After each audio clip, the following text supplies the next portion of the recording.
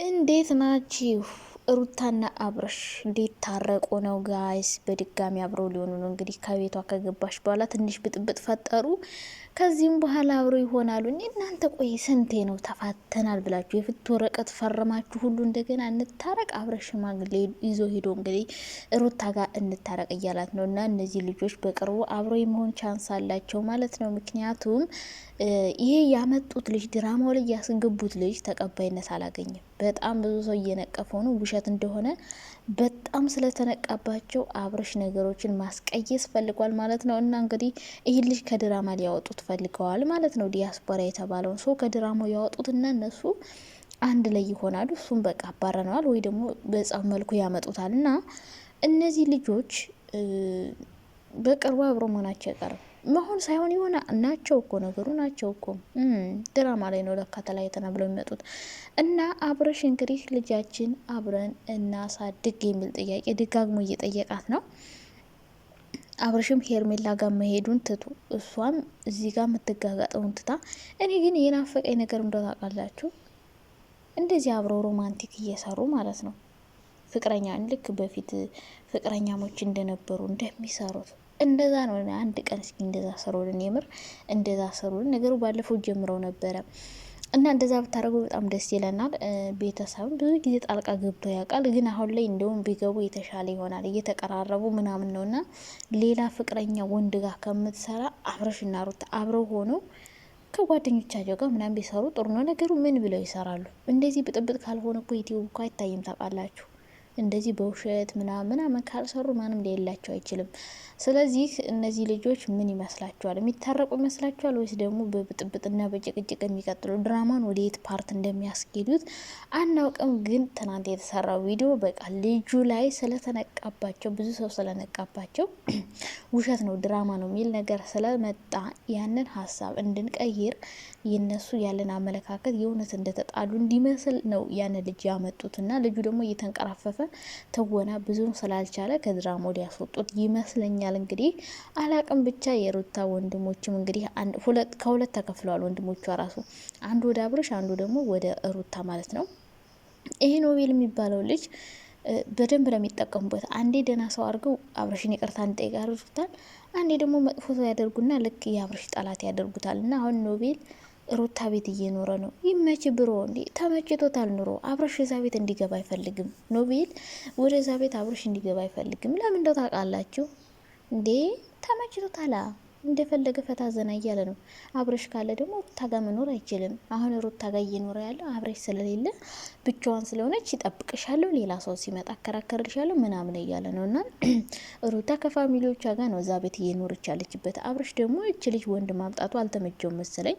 ሳልቀድም እንግዲህ በድራማ መልኩም ቢሆን ወንድ ከመጣ ይቀድመኛል ወይ ይወስድብኛል በማለት እንደዚህ እኮ ናቸው ወንዶች። የትም አትሄድም ብለው ሲያስቡ ነው ሌላ ሰው ጋር የሚሄዱባችሁ። ነገር ግን ሌላ ሰው ጋር ስትሄዱ ወይ ጓደኛ ልትይዙ እንደሆነ ሲያውቁ ይናደዱና ተመልሰው ይመጣሉ። ያን ሰው ያሳጧቸዋል። ካሳጧችሁ በኋላ ደግሞ ተመልሰው ይሄዳሉ። እንደዚህ ናቸው።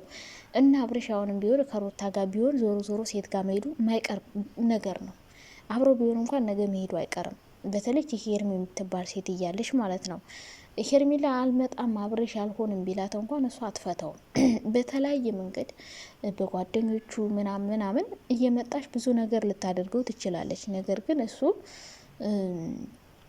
ከህይወቷ እስከ መጨረሻው ከህይወቱ ካላስወጣት ትችልች ማለት ነው። እየበጠበጠቻቸው ነው የምትኖር። ሲቀጥል አብርሽም ቢሆን ከሄርሜ መራቅ አይፈልግም። ምክንያቱም ዩቲዩብ መሸቀል ይፈልጋል በእሷ።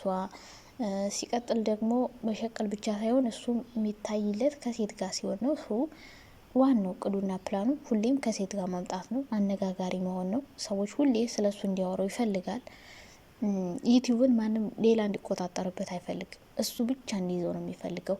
እና የኔ ውዶች እንዴት ናችሁ? ደህና ናችሁ? አለሁላችሁ። እግዚአብሔር ይመስገን እኔ በጣም ደህና ነኝ። እናንተም ደህና እንደሆናችሁ ባለሙሉ ተስፋ ነኝ። ዛሬም በአዲስ ቪዲዮ ከቸች ብለናል። ለቤታችን አዲስ ከሆናችሁ ላይክ፣ ሼር፣ ሰብስክራይብ አድርጉ። ሀሳብ አስተያየት ካላችሁ ኮሜንት ላይ ቁጭ አድርጉ። እና እንግዲህ እነዚህ ሁለት ጥንዶች ከተጣሉ ዘመናትን አስቆጠሩ።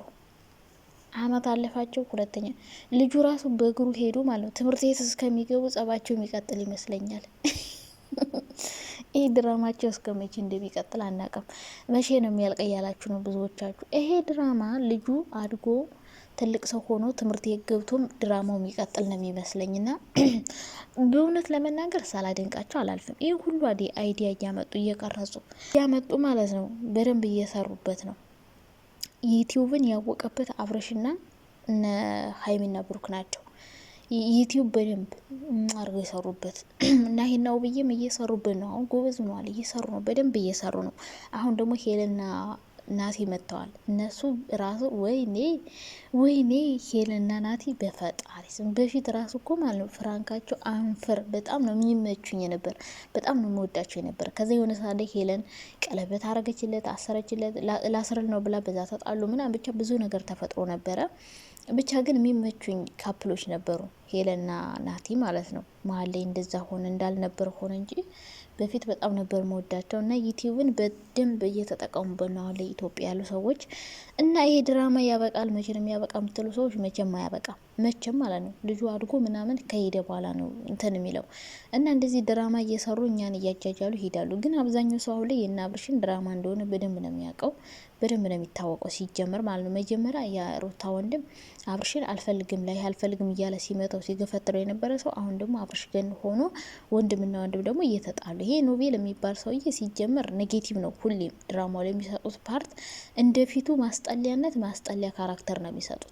በቃ ማስጠሊያ ነው፣ እሱም ማስጠሊያ ካራክተር ነው የሚሰጡት እና እንግዲህ አብርሽ ጋር እንድትታረቅ ሩታ አይፈልግም ሁሌም ቢሆን። ምክንያቱም እሱ እዛ ቤት እንዲኖር የተለያየ ጥቅም እንዲያገኝ ይፈልጋል። ከሩታ ጎን ሆኖ አይዞሽ አለሁልሽ እያለ እሷን እንትን ማለት ይፈልጋል። ሌላ ወንድ ከማምጣት ሁሉ ነው የደረሰ። አብርሽ ደግሞ ሌላ ወንድ በመሀላቸው እንዲገባ አይፈልግም። በድራማ መልኩም ቢሆን በቃ ሩታን ማለት ነው ትችሻለሁ ብሎ ፈታት እንጂ አይተዋትም። ሌላ ሰው ብታገባ ራሱ ዝም የሚላት አይመስለኝም። ምክንያቱም ሄርሜላ ለስራ ነው፣ ከሄርሜላ ጋር ይሰራል። ከዛ ደግሞ ሩታ ሌላ ስታገባ አይፈልግም። የሆነ ሰው ሩታ ህይወት ውስጥ ይምጣ፣ ጥሩ ሰው ይምጣ። ያ ሰው ሲመጣ እሱ ያን ሰው እንዲወጣ ያደርግና ያ ሰው ከተዋት በኋላ እሱ ሌላ ሴት ጋር ይሄዳል። በቃ እንደዚህ ነው። ገብቷቸዋል። ሌላ ሰው ጋርም እንድትሆን አይፈልግም። እሱም ደግሞ ጥሩ ፍቅር መስጠት አይፈልግም። ለምን እንደሚፈልግ የራሱ ግራ ነው የሚያጋባኝ አንዳንዴ ማለት ነው። እና አብርሽ እንግዲህ ተመልሶ ሩታ ጋር እንኳን ቢሆን እሷ እንኳን እሺ እፈልጋለሁ ብትለው ነገ ሴት ጋር መሄዱ 100% እርግጠኛ ነኝ። እየፈለገ ቃል ቢገባ ብዙ ጊዜ ቃል ገብቶ ያውቃል። ሂጅ አላቅም አልሄድም ይላል። ግን በኋላ ተመልሶ እዛው ነው የሚሆን። ሩታ ራሱ ይሄ ጸባዩ ይመስለኛል ያሰለቻት። እና ይህ ያመጡት ልጅ ለድራማ ነው፣ የእውነት ሳይሆን የድራማ ነው። ግን ይሄ ልጅ በደንብ ስላልተወነላቸው ድራማው ላይ ማስወጣት ፈልገዋል። ያመጡትን ልጅ ማለት ነው። ለምን ትክክለኛ ማንነቱ እየወጣ ስለሆነ ከዚህ በኋላ ቢያስቀጥሉት ይህ ካናዳ ሄዳለሁ ያለችው ነገርም ሊቀር ይችላል ማለት ነው። ሶ ካናዳ ሄዳለሁ በሚል ሰበብ ብዙ ቪዲዮ መስራት ይፈልጋሉ።